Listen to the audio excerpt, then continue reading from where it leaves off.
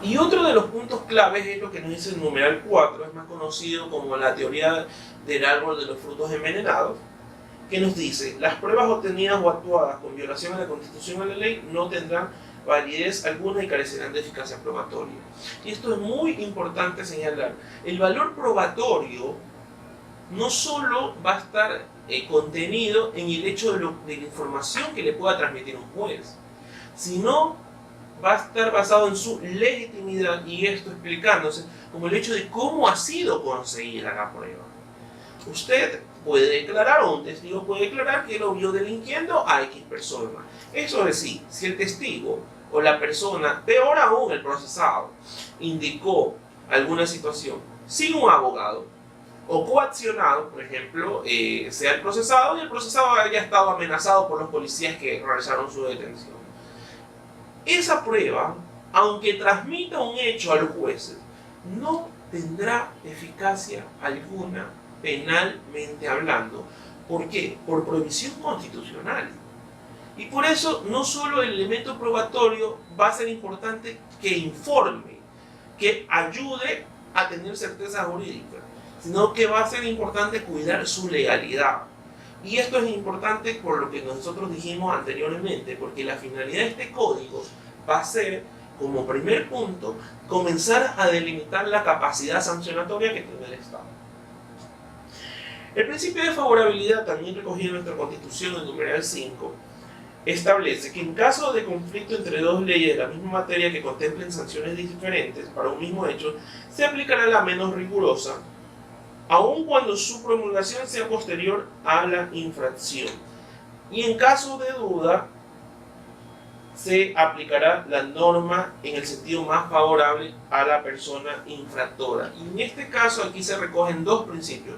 Uno, el principio de favorabilidad, y el segundo, el principio de, en caso de duda, en favor del reo, más conocido en su frase latina como indubio pro reo. Y voy a separar esto porque esto es una cuestión muy actual, especialmente cuando usted tiene un código que reforma y reemplaza uno anterior.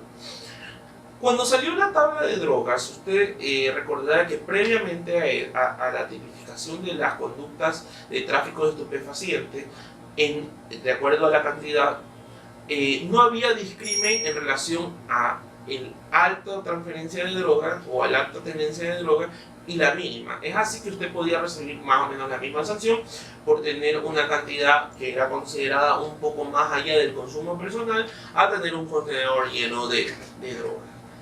En este caso, y cuando entra en vigencia esta tabla, se produjo un fenómeno jurídico muy interesante, que fue el hecho de que muchas personas estaban en condiciones de, aplicando la norma constitucional, solicitando el principio de favorabilidad, acudir ante un juez para determinar que su pena, basada en una legislación posterior, incluso gente sancionada ya, pero podía aplicarse este principio y podría modificarse su pena a tal punto en que muchos ya tenían una pena cumplida. Hubieron casos de personas que estaban sancionados, digamos, a 5 o 6 años, tenían 2 años en prisión y cuando entra en vigencia la tabla, su pena era correspondiente a 6 meses y por lo tanto debería salir inmediatamente del centro de privación de libertad, y así se hizo por disposición constitucional. Y el caso del indubio pro reo, básicamente contenido en el segundo inciso de este numeral, establece que en caso de conflicto de dos normas, la decisión no será sobre la cual el juez crea conveniente, sino en la que tenga menor sanción o sea más favorable al infractor. Y el artículo número 6 establece el principio de proporcionalidad, y esto es una cuestión básicamente de técnica legislativa, y hoy por hoy tenemos claro que este principio está en discusión, especialmente cuando usted comienza a reflexionar sobre ciertos delitos que por conmoción social, hay muchas propuestas de endurecer las penas. Sin embargo, tenemos algo claro también, de que toda infracción conlleva una pena, pero esta infracción debe estar, y esta pena debe estar evaluada en un equilibrio del acto. Es decir, usted, por manejar fuera de los límites de velocidad, definitivamente merece una sanción. En este caso generalmente es una multa, pero este hecho no lo podría conllevar a que usted vaya 20 años a la cárcel, por una cuestión lógica, pero esto está basado en el principio de proporcionalidad. La sanción merece una pena adecuada a la infracción. Y así es importante señalar, por ejemplo, que en la misma Constitución de la República, en el siguiente artículo, esto es, en el artículo 77 de nuestra Constitución, habla de garantías que solo estarán determinadas y que tienen rango constitucional en todo proceso penal en casos de privación de libertad. Y esto es muy importante señalar porque estas normas son indicadas y son señaladas para quién, básicamente para quién, la persona que está instruida. ¿Por qué esto es importante señalarlo? Porque estamos en un sistema garantista. No es que simplemente los jueces, antes se llamaban jueces penales y hoy son jueces de garantías penales. No solo esto conlleva un cambio de nombre, sino un cambio de espíritu. Hoy tenemos jueces que son totalmente pasivos en las investigaciones y su función son básicamente dos. Uno, velar y ser el garante del debido proceso de las partes mientras se desarrolla el mismo. Y segundo, el momento de resolver. Sin embargo, antes, por ejemplo, ellos tenían capacidad de solicitar o cierta capacidad de enmarcar el debate. Hoy por hoy van a limitarse a escuchar, solo pueden ser activos a manera de esclarecer dudas, pero su función básica es garantizar el debido proceso y resolver en las partes pendientes. Siguiendo con el análisis y hablemos un poco del procedimiento ordinario, ¿no? Y el procedimiento ordinario está compuesto por varias etapas. Fíjense que es interesante lo que nos dice el Código Orgánico Integral Penal. El Código Orgánico Integral Penal nos habla de que existen básicamente tres etapas dentro del procedimiento ordinario. Son la instrucción fiscal, la etapa intermedia, la etapa preparatoria y evaluatoria de juicio, y la etapa de juicio. Sin embargo, este mismo código hace una mención a la investigación previa. La investigación previa es una etapa preprocesal, esto es una etapa previa al inicio formal de un proceso. Sin embargo, en esta etapa no se podrá desconocer, bajo ninguna circunstancia o causa, se va a poder omitir el debido proceso. Y dése cuenta que usted tiene debido proceso incluso cuando usted aún no tiene un proceso, definitivamente.